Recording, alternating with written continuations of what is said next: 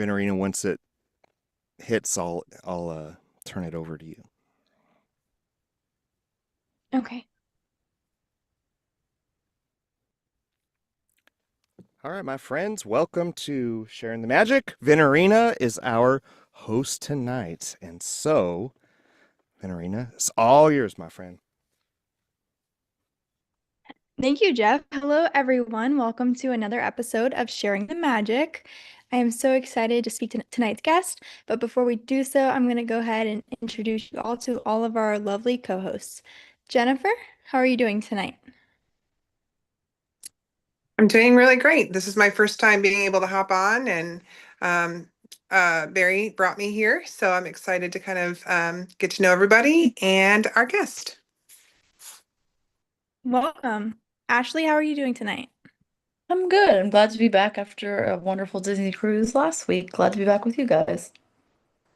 Glad to have you back. Dixie, how are you doing tonight? Great, now that I remember to unmute because that is important, isn't it? Very. Sarah, how are you doing tonight? Hi, how are you? Marcy, I'm so excited you're here and join you. Though I have to tell you, after looking at all your wonderful things, I was so hungry all afternoon. So I can't wait to get more trade secrets on all the great Disney insight that you have, but hopefully a little less hungry this late at night. Dawn, how are you doing tonight? Howdy from Texas. Yes, I am such a foodie. I have not been a foodie for this past week. As I told Jeff earlier, I've had a stomach virus, but I'm actually recovered enough. But I am so excited to be able to eat some of these items that we're going to talk about. So nice to meet you. Yes. Sherry, how are you doing tonight? I'm doing wonderful and very excited for this conversation because I love Disney food. I'm in Ontario, Canada, so I'm not close to the parks. And so anytime I get there, I love eating as much as I possibly can. So I'm really excited for this podcast. Yay, awesome. And Lisa, how are you doing tonight? I'm great. I'm coming in from Central Florida where it's still nice and sunny. And some days I go to parks just to eat the food. So this is right up my alley. And last but not least, Jeff, how are you doing tonight? Doing great, and I'm happy to have Marcy back because I think last time it wasn't just food. It was things like we talked about food as storytelling. I think I remember that. I think we talked about curiosity and all the things that I love. So, and Marcy, yeah, I do a Goofy. I love Goofy's voice. I love voice acting. So I, as awkward as it is, I always go, "Oh, Gorge, hey, welcome, Marcy. Well, it's nice to have you here." Thank you, Goof. My pleasure. Yeah. Welcome, welcome. So cute. Yes, welcome. Venerina. Very. So Marcy, we're looking forward to having you on tonight, but the first question I do want to ask you is how are you woven into the Disney magic? How am I woven into it? Woven. Yes. Yeah, Like what made you first feel connected to Disney? Interesting. I love that question. Thank you. Well, I only recently started sharing this. I don't know why it took me so long, but I didn't have the happiest childhood. And my parents, there was a lot of issues, but my grandparents essentially raised me. And my grandfather, grandparents had a modest home, and my grandfather sold pools.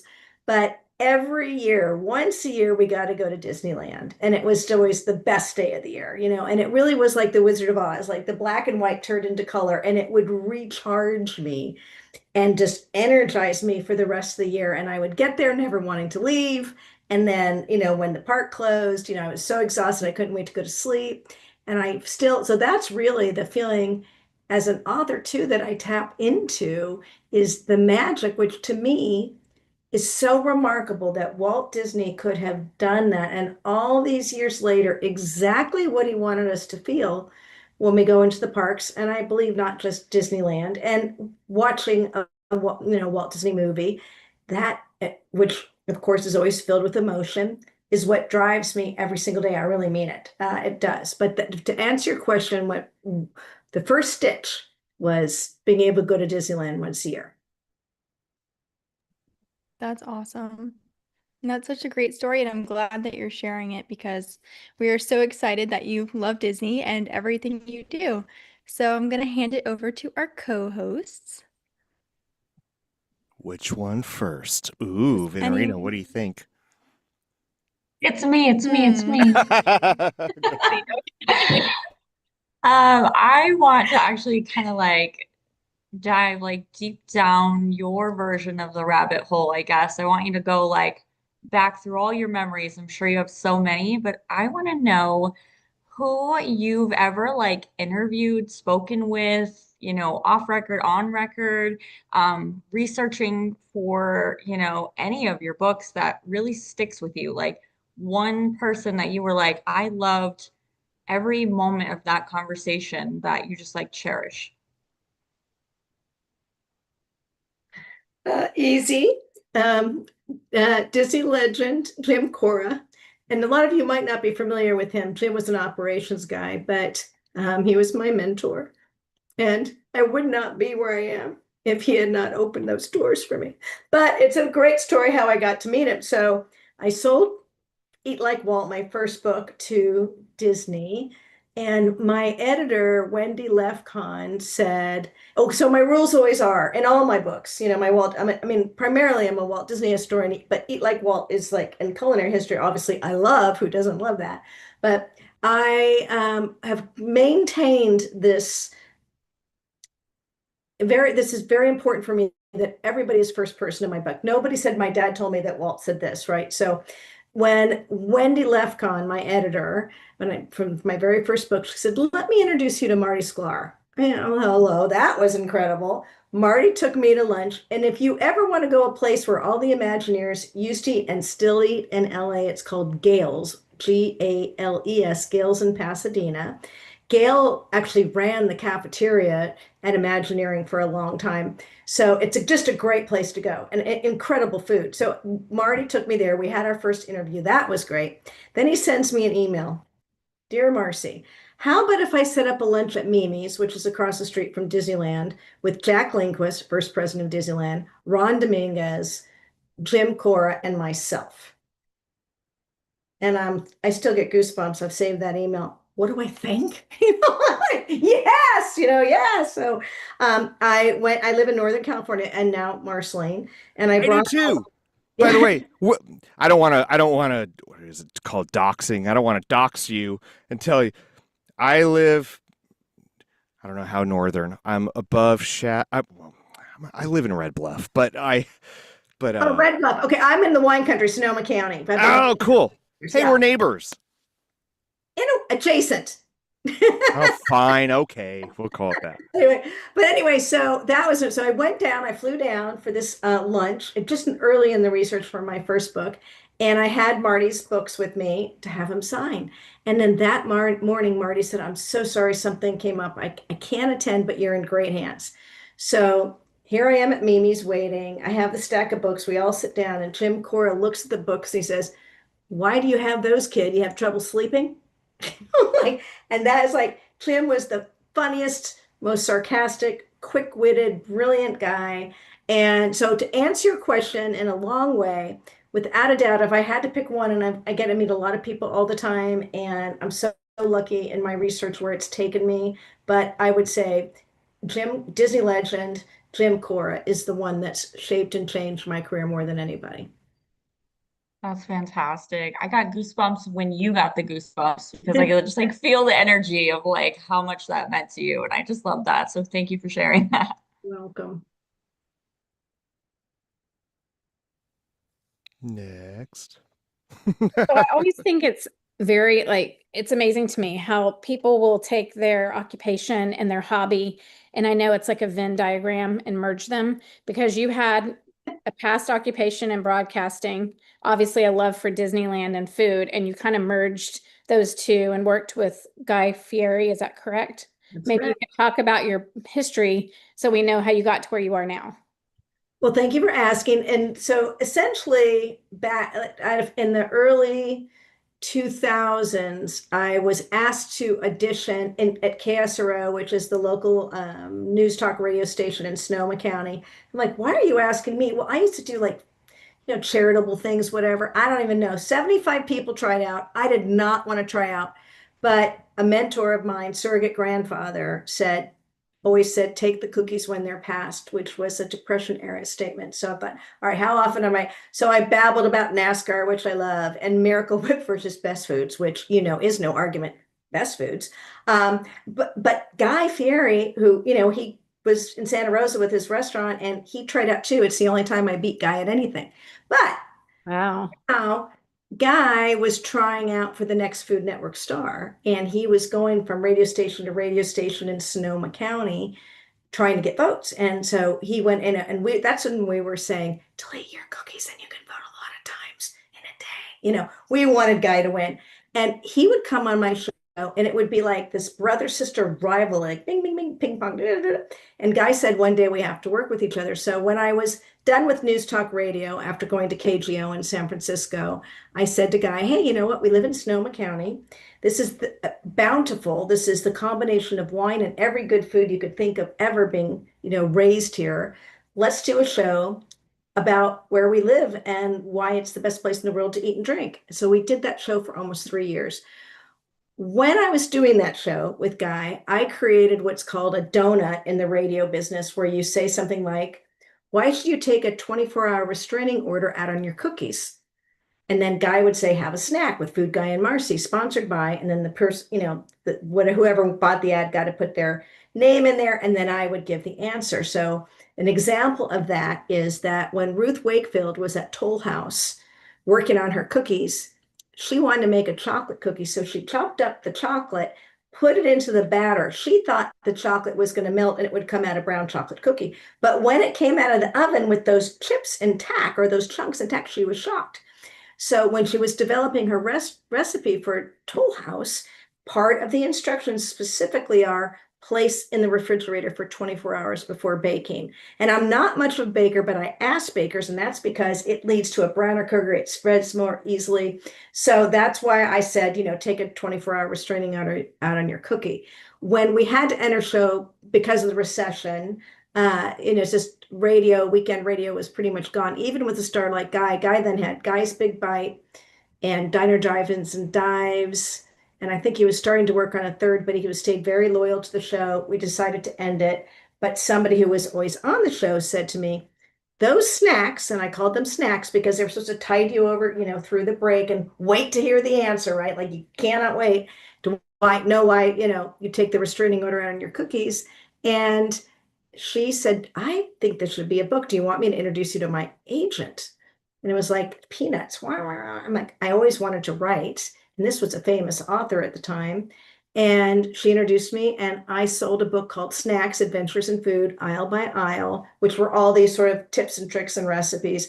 After that book, for HarperCollins, my agent said, what do you want to do next? And I said, I want to write about the food at Disneyland. And he said something really important. He said, what are you going to do that's different than Snapchat and Instagram and Facebook? Good point. Because this is what I ate. So I wondered, had anybody ever written the culinary history of Disneyland, and had Walt Disney intended for the food experience to be immersive and entertaining like the attractions, as best as he could in 1955.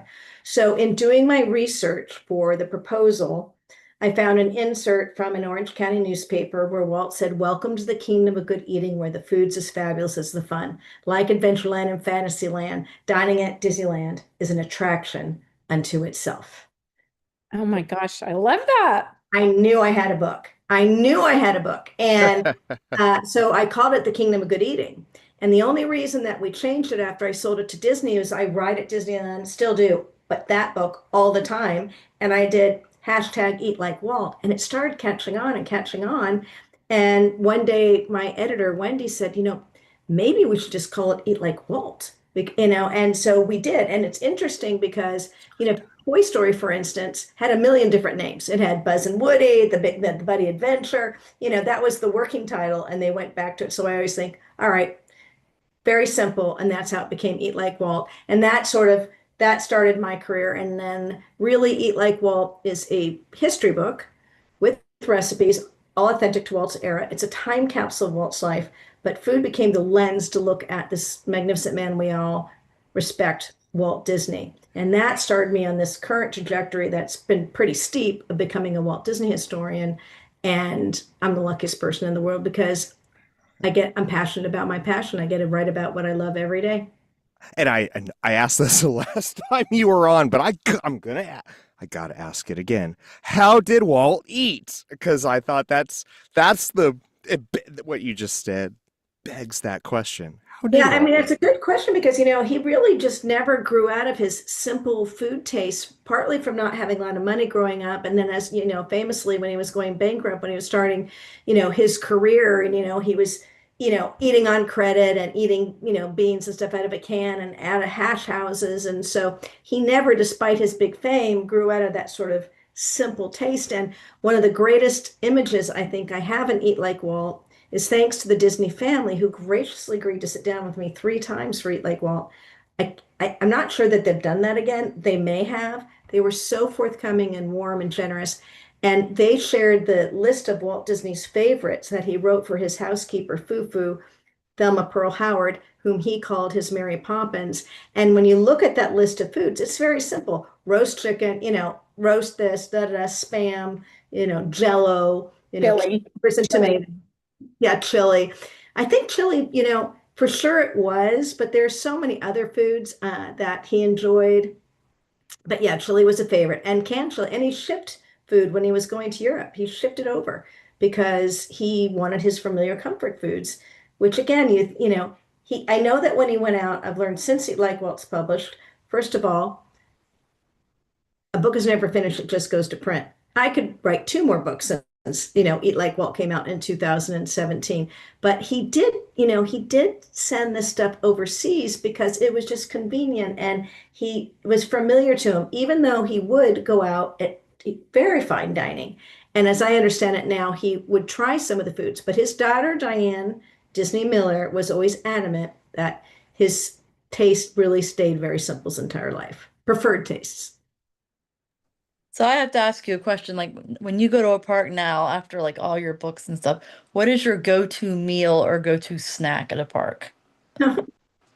It sounds, I'm not trying to evade the question by say that the snack I'm with, but I am a pretty healthy eater. I'm not familiar with Blue Zones through National Geographic. I've been following them for years. In fact, Dan Buettner, who is the Blue Zone king, and National Geographic's in our Disney publishing family, he was on my show with Guy many, many times. So I tend to eat healthy. So to answer your question, at Disneyland, I love Bengal, barbecue. I also like the Plaza Inn, because it was one of Walt's era restaurants. And I generally get the salmon, which is quite good. But, I want to try one thing I haven't had each time. That's why I love the food festival. So that's probably the best answer I can give you is whatever food festival is like, what can I try that's new and exciting, like the Musabi fried rice at Disney California Adventure Food and Wine Festival. That was interesting. It was good. Yeah. So I'm sorry I don't have a cliche answer, but it's not sweets. I'm not a sweet person. We don't want No, cliche no. answers. No, But I'm with you on the festivals. It's always fun to go try new foods there.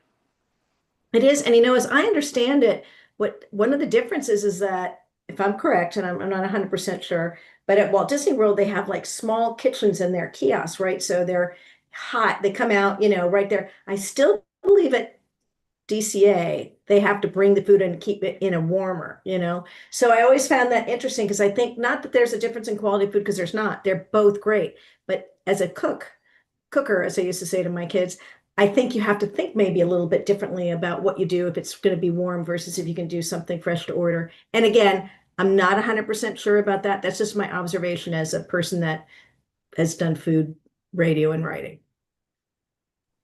I just have a quick question. You mentioned Walt loving comfort food and yourself being a very healthy eater. I love salad. My favorite salad on Disney property is I think it's the Diamond Horseshoe in Walt Disney World. I would love to know if you have a favorite salad or if you found one on Disney property that you really like. Oh, I love that. What's their salad at the Golden Horseshoe or the Golden Diamond? You know what? It is just, or sorry, yeah, it's the Diamond Horseshoe, Diamond and Horseshoe, I sorry. think that's what it's called. I think, yeah, and it's an all you can eat, but they bring out the salad, and I could have literally just eaten the salad the whole entire time and What's forgot in about it? everything I gotta else. know. You know What? what? The dressing is really good. It's like Okay. a nice mix of lettuce. There's a lot of different vegetables. Like it's just delicious. I think it's the dressing that makes it, but that was my favorite. I could have literally just gone there and eaten that. So I would love to know if there's another alternative next time I get there Oh, too. I mean, I don't know how you can not love the Cobb at the Brown Derby at Hollywood Oh, Studios at Walt Disney. Oh, I love that. And so Robert Cobb invented that salad. And Walt actually, when I was working on Eat Like Walt, the Walt Disney Archives, at the very end of my research, made me a list from all of Walt's diary, every business lunch he ever had and where he went, which I had to kind of cram into the end of the book because I was, when you're in layout, it's like real estate, you got to take something out to put it in. But the Brown Derby was a restaurant that Walt frequented, and the Cobb salad at the Hollywood Studios is fantastic, and it is all about the dressing, and I like to add the lobster. At Disneyland, it's not there all the time, but oftentimes it is. They also have a Cobb salad at the Plaza Inn. And then if you're going off property at Disneyland and going to downtown Disney, I love the chopped Italian salad at Naples, which is chopped lettuce and salami and the provolone and the pepperoncinis. So good. And very light red wine vinaigrette. And it's the perfect light salad to just like get enough. Oh, I love it. Okay, now we're gonna all be. I'm making a that salad sounds for dinner while we're delicious. gonna do, but Okay. no. I'm gonna try that.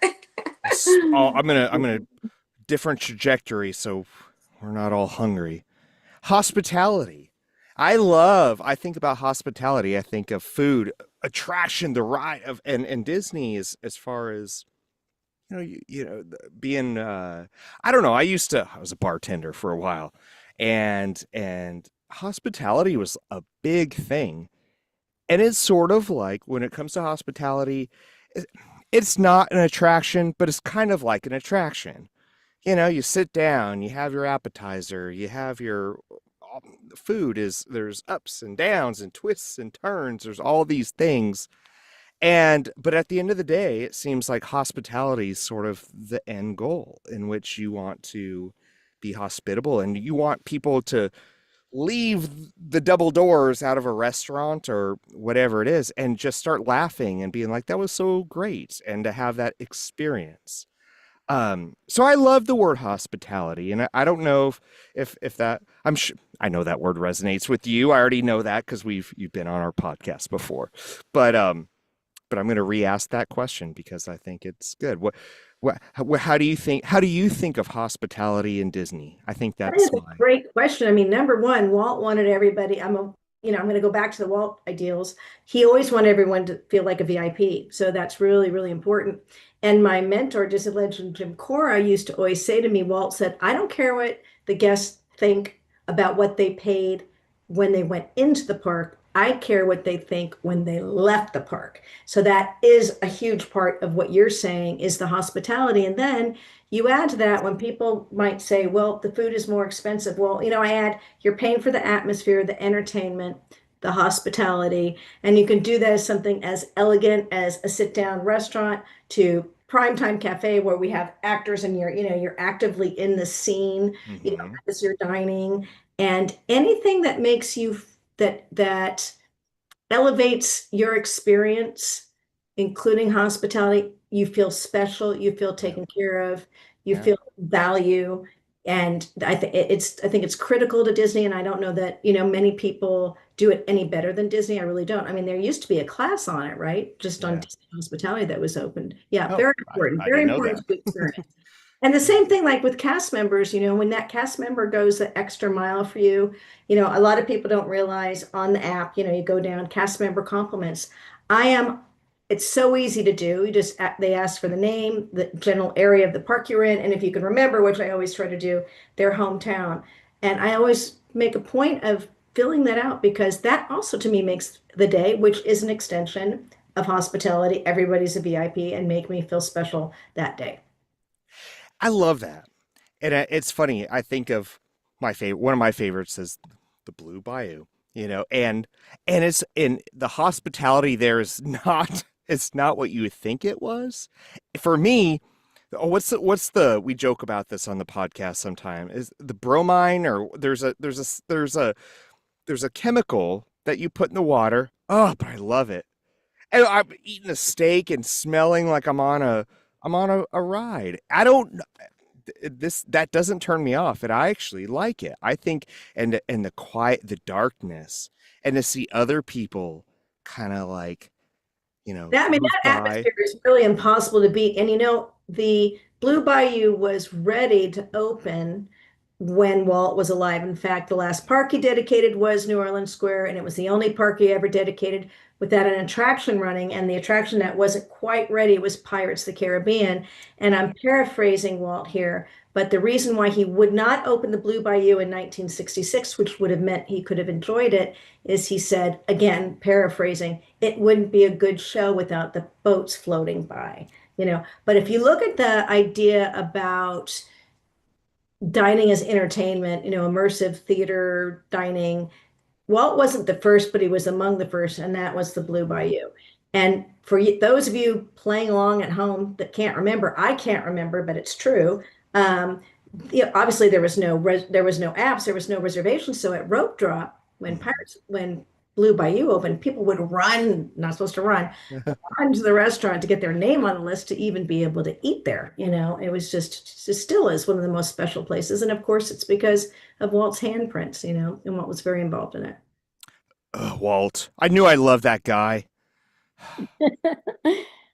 Speaking of Walt, have you ever eaten at the Tam O'Shanter? When you were talking about meeting at all these different restaurants, that one came to mind because I got the opportunity to eat there at his table.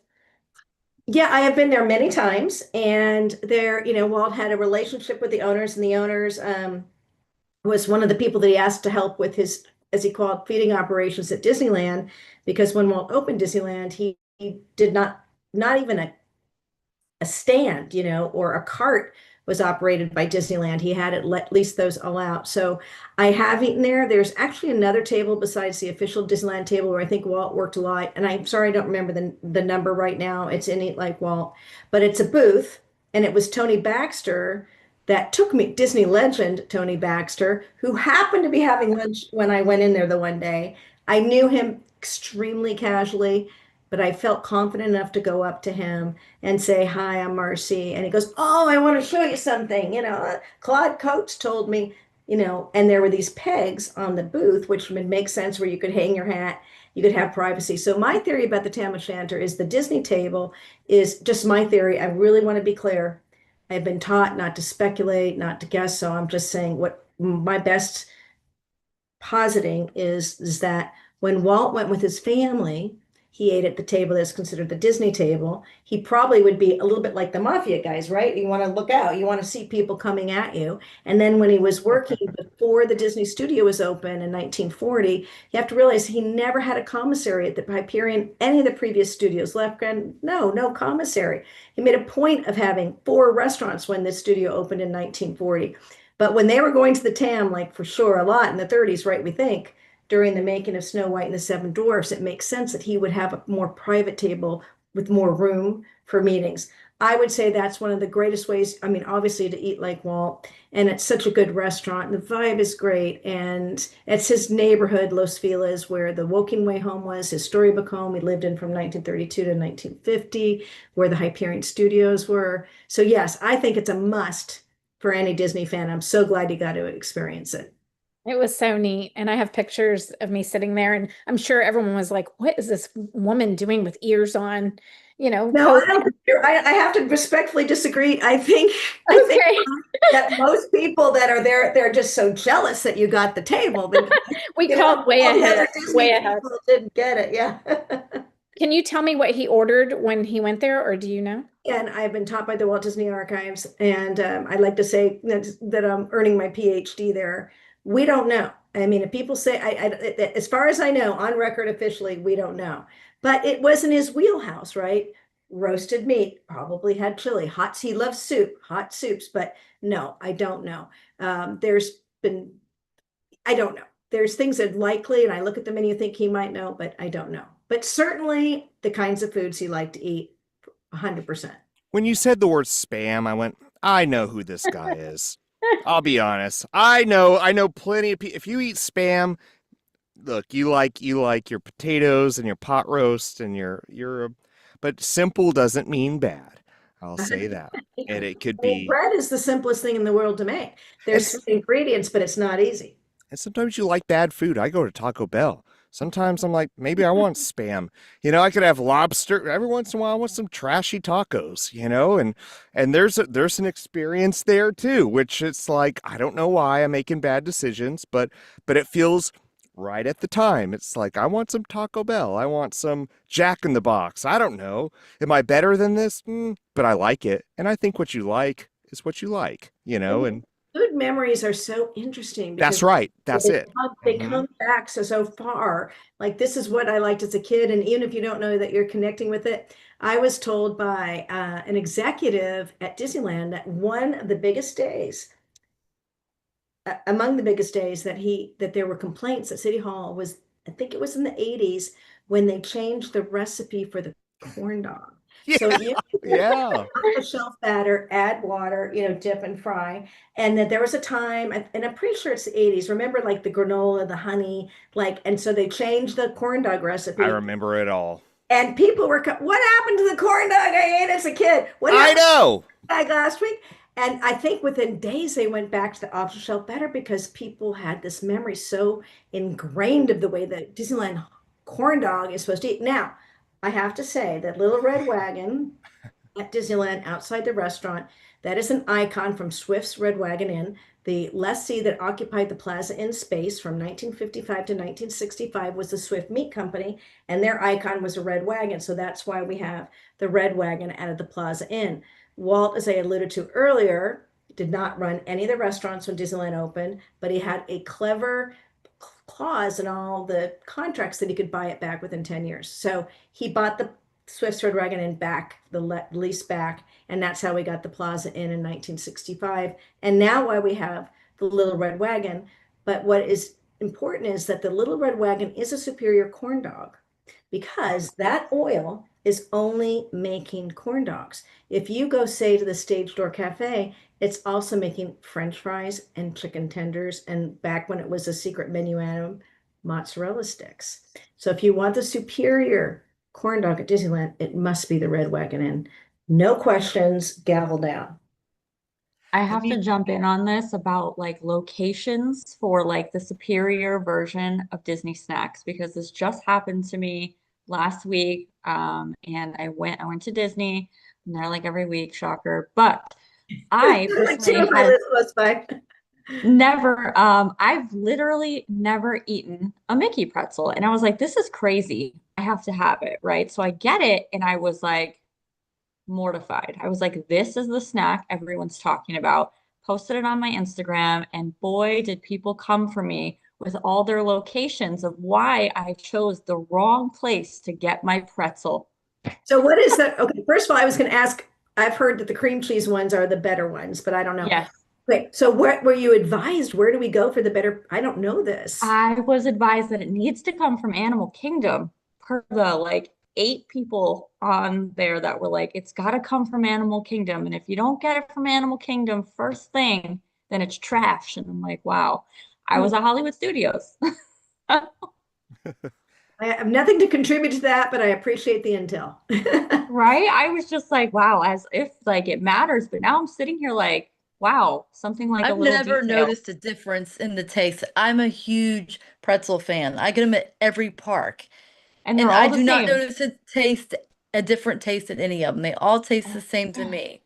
It was like But an aggressive consensus that I needed to go to Animal Kingdom.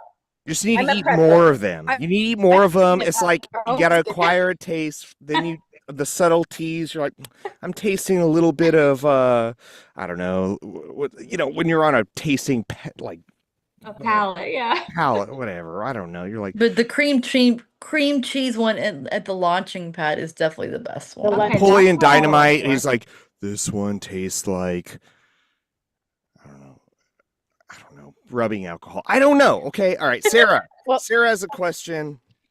So, Marcy, I think this goes from, Jeff talking about his love for Taco Bell to us talking about Walt's love in the park as food really being entertainment. I've heard that you are working on a new project. It might be called Second Helpings. And I was curious if in your research potentially for this project, if you've noticed any other food trends kind of pop up that you think maybe Walt would have been surprised about or most excited to see.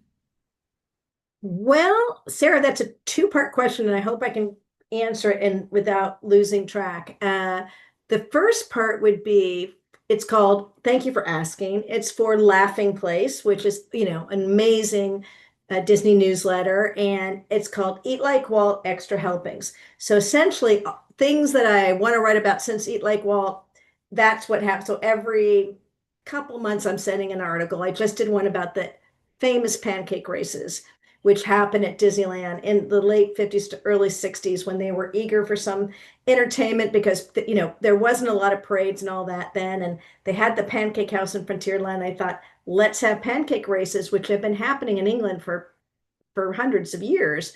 And so anyway, that was my latest Eat Like Walt Extra Helpings. And it's really fun to do because it keeps it fresh and allows me to tie into my very first book for Disney, which, is still my big love and culinary history. Now, again, what would Walt like? That's so interesting because, again, I qualify, I don't know what he would like, but there are some, I mean, again, these food festivals, the fun and the innovation with the food, like to have Thanksgiving meal in a tamale. I remember, so like, I'll tell you, I I know love Walt likes tamales. tamales because on newspapers.com, which is talk about a rabbit hole. I Not mean, with tamales. There's no rabbit hole here with no, no, tamales. no, I'm but from I New was doing, Mexico. I don't even So know how I found, sorry. I'm from New Mexico, so I'm like a good tamale. If you want to talk about tamales, No, but with Walt, remember, we're talking Walt tamale. okay, all right, never mind. So I've been, my aunt and uncle live in town. So, I mean, again, adjacent to. Oh, I probably misheard. Sorry, everyone. Anyway, so I found this article where Walt, when he was a news butch, and he was a young boy, 15, working the train, selling gum, candy, fruit, soda. He said the best tamales were in Spiro, Oklahoma. I'm like, that's interesting because I don't think Walt really likes spicy food. Doesn't mean it has to be spicy. So back to your question. So now we know he likes tamales, likes Thanksgiving food. So you've got a tamale filled with turkey and cranberry and mashed potatoes. It's like, that is fun food. I mean, when the whole reason the handwich got invented for Walt Disney World is because Michael Eisner, who was then the president of Disney, had been to the World's Fair as a kid, and he had that ironically had this, a great pretzel. And he like, you know what? I want to have fun with food at Disney. So he charged the Imagineers to come up with an idea, a whole nother book, whole other story. I have my PhD in Handwich, but basically they came up with the idea of a castle cone. Like, what if you could have this cone that the Imagineers did, that you could walk around with and go from attraction to attraction and wait in line. And my friend Peggy Ferris, who was with Disney for 50 years, and by the way, was the person, the big researcher on Spaceship Earth, a whole nother story, was on that committee. So I got the tea from the beginning of this idea of fun with food to the actual execution of the handwich at Walt Disney World. So I think that fun with food would have really appealed to Walt, like the cone, at the Cozy Cone Motel and all the corny puns. I just, it's that layer, that layer, that layer, that layer. Even if you're not paying attention to why you're having so much fun or feeling so good at the parks, it's all just so baked in, pun intended, and so great. So that's my best guess. No, I love that, Marcy. I'm And I gonna think wake up at 2 a.m. I should have said this.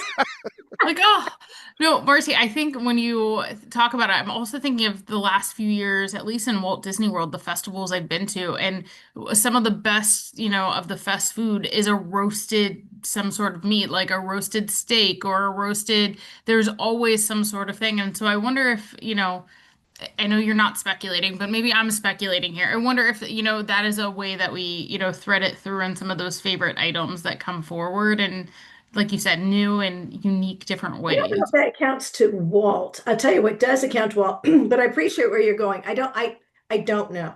But my guess is they're so innovative. Oh, I got to go to the Flavor Lab. Do you guys know what the Flavor Lab is?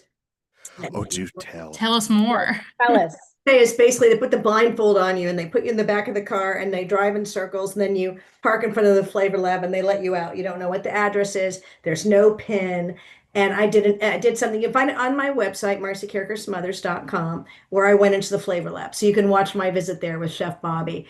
But I have so much respect for what they do, not just the innovation of the food and the beverages and now the NV and the no alcohol NAs, but how they come up with the food, and they have every single cooking instrument you could have in the fine dining restaurant to the smallest places across the parks at Walt Disney World, and they're brilliant. That would be a dream job, is inventing food for Disney. There is no question. But during the 50th anniversary of Walt Disney World, and I had co-written with Pam Brannon, who does an amazing job on all the Disney, delicious Disney books, the 50th book for Walt Disney World. And at the Crystal Palace for the whole year, they had the Walt's favorites. And I had consulted with them and they did use Eat Like Walt as the reference. So at the buffet for an entire year, it was Walt's green beans, Walt's this, Walt's that. And it was the most mind-blowing, affirming, happy thing that ever happened to me, that I had something to do with the food that was actually in the parks. That's fabulous. Out of all the places everyone's traveled, I'm sure on this podcast and the listeners, I feel like when I go to Disney, part of the food is more of the experience. It's like, yeah, we rode this, but then we had this snack and we did this. So I love that they incorporated that, as these are Walt's favorites.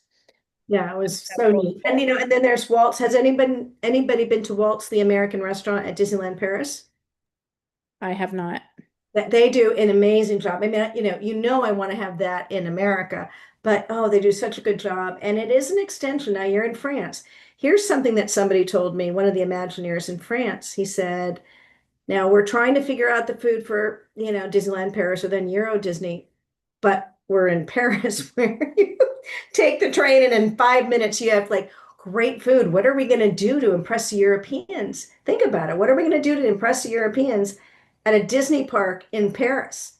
That was a daunting task. So, I mean, the food there is all around is fantastic. And at Walt's American Restaurant, for instance, they do a riff on the chili where they have a porcelain can. So it's a white porcelain can, and they have a Mickey Mouse popover, and then the deconstructed chili on the plate. So it is Parisian, if you will, European, if you will, but it's not just a bowl of chili, right? It's like a way of looking at and storytelling on a plate of what Mickey means and what chili means to Walt Disney. That's so cute, but I might have to accidentally take the ceramic little Mickey. I'm kidding. Yeah, no, you're not wrong. Maybe they I sell was them in thinking the the gift same shop. thing. I'm like, that's I'd be where if like I'm with someone, I'm giving like, giving "You have my a waiter an purse?" extra Keep a tip. darn charge on your credit card. You know how it Am I the works. only one that asks if they can keep the Walt Disney World pin or when they're signing the check? I'm like, I'll give you an extra tip. Can I keep? They're like, you can have the pin. I just love it because when I'm working at home, I don't know if you can see, there's one right here. Because I'm like, it's a little bit of happiness. I love that. I would say the thing that I like is all the coasters. Like you used to go to the hotels and they had that coasters. So I have a lot of coasters. And then yeah, those made their way home with me. Yeah, same reason because I mean I have stacks of them. You put a Walt Disney World or a Disneyland one down, and there's that bump that Walt started and still exists, which to me is the most magical. If you had to summarize one thing, it is how the magic continues and why we're all here today. Venerina collects a different kind of pin. She does pin trading like to the max, and there's a whole bunch of food pins. Do you have anything to do with Venerina? Tell her about your food pins. I'm trying to think if I have any food pins. The ones you showed me that are the diamond with the Do you have any like Mickey waffle Which pins one? or? yeah, I think they had like coffee cups. Oh, the different- Munchlings. Yeah, that. The Munch, yeah, those ones. Those are like the only food ones. They did have like the treats and stuff, so they had like churros, Mickey pretzels, but my fellow pin traders went crazy and bought out all those boxes. But that was last year, so I never was able to get any of those. So hopefully Disney will restock on those soon. I just So I went could to get New Zealand for my one. birthday with my sister-in-law and her.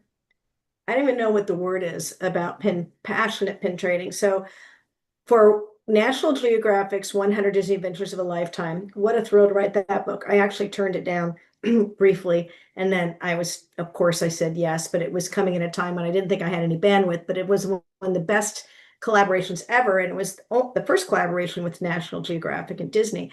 But when I sat there with the Nat Geo people and my editor, Allison Johnson, if you're watching it, Allison, hey, she'll be the first to say, Nat Geo didn't know about Disney culture, right? So when we were in our meetings, I said, these can't all be like these really expensive things. You have to have free things like pin trading. And they're like, what's a pin trading? So that actually is one of the 100 Disney adventures. They did not know about pin trading.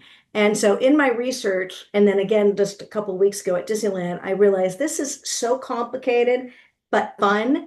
And anyway, fade out, fade in. After 100 Disney Adventures of a Lifetime came out, it was Expo, now the ultimate Disney fan experience. And I said to Nat Geo, we need to have a pin. They're like, oh no. I was like, are you kidding me? We have to show up with a pin for this book. And you know what? They did it. They made a pin that was only an exclusive to that Expo. And that was one of the greatest accomplishments of my life, was being able to get a Disney pin for my first book, but also more importantly, sharing that with Nat Geo and a lot of other people that don't know how fun pin trading is, and it's free. I mean, free-ish. I mean, I know you have to buy the pin. My sister-in-law, have you seen those Disneyland keys for the 70th where you unlock, right? And then you get I have one. my sister-in-law's bought 20 of those. Mm-hmm. Now what Wow. she does is she just pops it open. I need the castle pin. She buys it. She's addicted. Yeah. Pops it open. And if it's a pin she wants, great. But then you put it back, you go to one of the cast members, they reactivate it. So it still will work. And then they wait at the entrance and they gift them to the families walking in and say, this is completely going to work. You're just not going to get the pin at the end, but you can have all the fun walking throughout the park. Isn't that the sweetest thing ever? Love that. Yeah. That's Yeah. awesome. Does she have the complete set? No, she doesn't have the castle pin. Okay. She taught me about, this is 2 weeks ago, the cast members, well, trivia. Okay, that's a whole nother story. That's kind of easy. But then the cast members that have the satchels that have some pins that are showing and the backs of pins that are showing. Then you Mhm. say, I want trivia about that pin, right? Mhm. So they're at this point, I'm no expert, but they're all the friends are saying, will you go with me? Will you tell me what, help me with the trivia? And so it turns out the question was, what is the happiest cruise in the world? The answer, of course, is it's a small world. So I got a pin. It's one of those pins that haven't come out yet. It's in the new series of pins. So that was, yeah. For a million listeners, we had the big thumbs down. I had my hand on my chin, and Zoom thought my thumb was thumbed I down. know, and Versus it was an your, accident. It's so your funny. story. It was not actually No, the case. there's no I hate think that's here. a great. I had no idea about Yeah. the trivia. I was like listening in, leaning in closer, being like, "Tell me more about this hidden secret of pin trading and the trivia that comes with it." And Zoom had a reaction that it was No, more of there's a hidden times, watch, secret. if I do this, hold, let's see if it does it. Oh, it does. Sometimes It's all good, guys. It's all good. I don't know, things just happen. That's fascinating. Hey, Venerina, so Sherry's Yes. new. Lisa is here, but I think Lisa's doing Lisa's thing tonight. Okay. And then Jennifer is, oh, Sherry's not new, but like Jennifer's new. So where do you want to go? Venerina is the I was wonderful gonna host. show. Oh, show you want to go Marcy. there? I love that. I have Oh, the complete Wave A for Disney World. and I that's the completed it. snack one, right? Yes. This isn't the snack one. This is the new Wave A one. Oh, The okay. new I ones.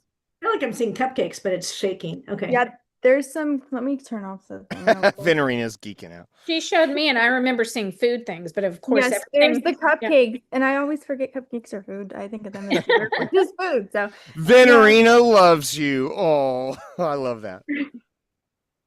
Very cool. Oh my So- God. anyway, so those are like the new ones. And then now that I've completed those, I'm gonna have to start the Disneyland ones. Oh, So- I know. It's It's fascinating. addicting. It is. Mhm. And the whole shadow box, like you have to buy a pin that day to be able to trade a shadow box pin, and then they highlight it, and then you're done for the day. And the lines, but you know, it was actually my birthday, and everyone said, "What do you want to do?" I'm like, I gotta, I want to, and so that's what we did the whole day was pin trading, and I had I don't even, I mean, I bought pins to trade just for fun. I'm not a collector, but I can see why you're addicted, and I can see why people want to do it, and because you know what it is the people are the nicest people. And you just meet Well, somebody, oh no, you're kidding. there's some that aren't, but yeah. Is it cutthroat? Okay, anyway, on that. All right, so Cutthroat. I mean, I don't know. That could be a whole nother podcast, like I know. I'm like, Epcot Breezeway pin traders. well, don't invite me. I know nothing. I know nothing. So I know you're healthy, Marcy, but can I ask you an alcohol question? Because I can't remember. I should Google it before I ask. But what was Walt's favorite alcoholic drink? There was something mist, something. It's a Scotch mist, Okay. which is I never have had that. an adult snow cone. Ice, Scotch, either black and white or Canadian Club were his two favorites. I do have a list of what would be in his apartment when he would come to Disneyland. And it includes like bridge mix and things from the candy store. And it was both of those scotches were on his list. So, that I think that's pretty well known. And so that would be something to add to your Tam O'Shanter experience would be to have a Scotch mist, and then you're really crushing it. Ha, pun intended, crushed ice.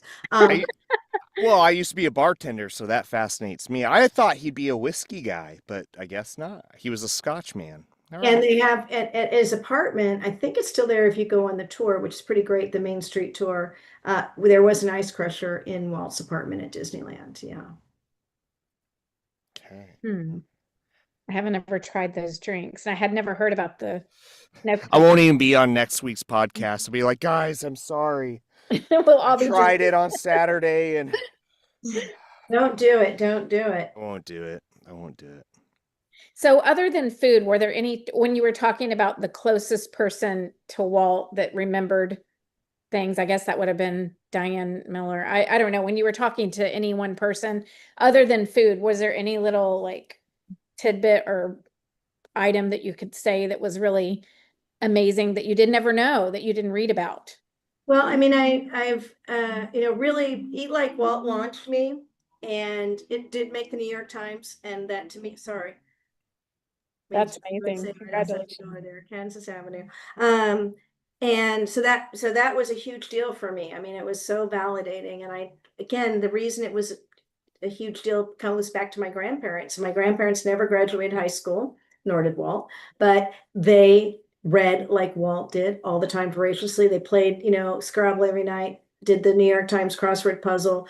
So after Eat Like Walt, I really concentrated more on Walt Disney. I mean, I've done other cookbooks for Delicious Disney. So to answer your question along the way, I've met a lot of people because of that standard that I hold myself to, that everybody knew Walt, no exceptions. And I would say that he was a human being. Mm-hmm. Everyone who knew wanted me to know he was just really just a regular guy. And a great regular guy. And you can read all about the intensity he may have acted out in the studio when he was doing his movies. And of course, if you saw Disneyland Handcrafted, which my friend Leslie Iwerks made, I hope you guys saw that. Yes. One of the things that I had not heard before until her movie was when Roy said, don't bring Walt problems, let him dream.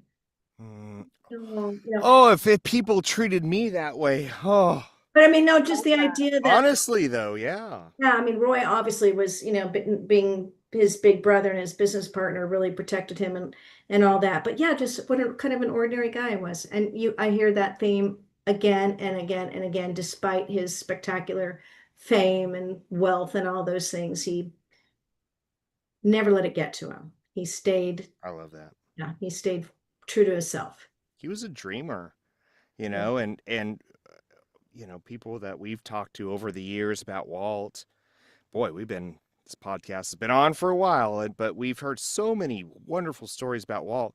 But it's exactly right. He was a human being. And those, to me, those are the stories I think I appreciate even more than, oh, Walt was just a visionary and he had this superhuman this or that. It's like, I love the humanity of Walt. I love to hear about that. I think the most, because I think it's inspirational because, boy, if he's a human and I'm a human, maybe we 100%. all can do some of the things that Walt did. And maybe not to that extent, but in ways in our own life. I think it's wonderful to think about that, you know?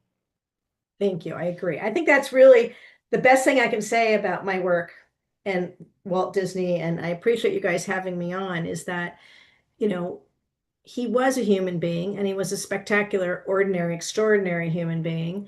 And I keep going back to it because at least it's how it resonates with me. Is I find it remarkable every single day when I sit at this desk and I go to work and I look around the things that, like, look at this, I should be careful. I have, this is an almost exact replica of what was the Gulfstream that was on Walt's desk. Oh, A that's friend so of mine sent it to me. I mean, it is nearly identical to the one that was Walt. It's about as close as you're going to find these days. It's hard to find the Gulfstream. And then I have this, which one of Walt's best friends was Joyce Hall, who's a man who owned Hallmark. And I could go on and about that, their relationship. But this was something that he sent Walt, and a friend of mine found like 10 of them on eBay and sent it to me. This was on Walt's desk the day he died. So I look at these sort of things that are Walt specific and all the, what do you have? I was just going to say I have a bigger version of the. But same thing, right? I love that. So I look around, I get into my office. It doesn't take me anything to get into my zone. I'm just like, I am passionate about my passion. I'm the luckiest person in the world to do what I do.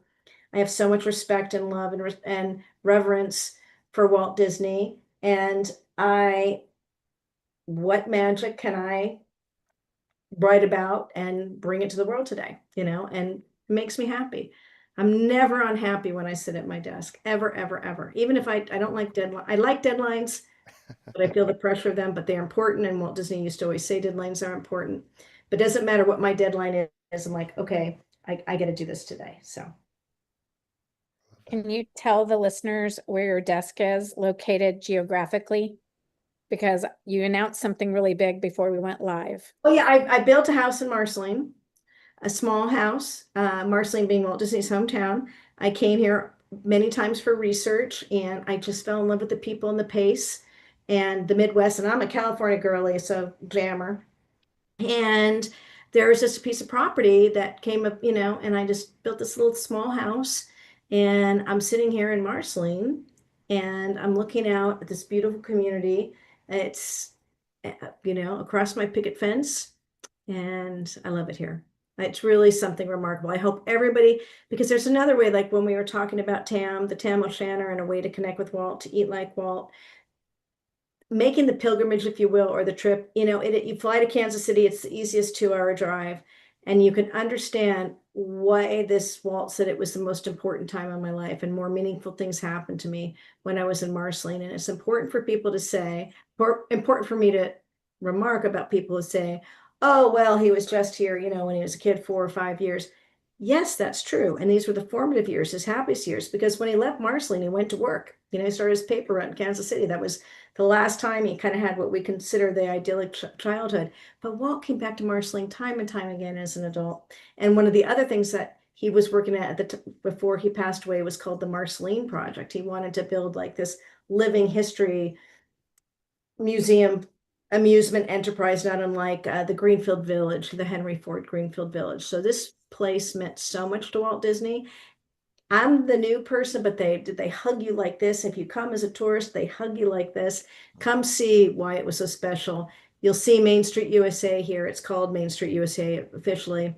That was Walt's interpretation of what we see at Disneyland. Yes, other people contributed, but it was Walt's inspiration. So that's where I am. And that's all I got for you guys tonight. Yes. What? And what? Perfect.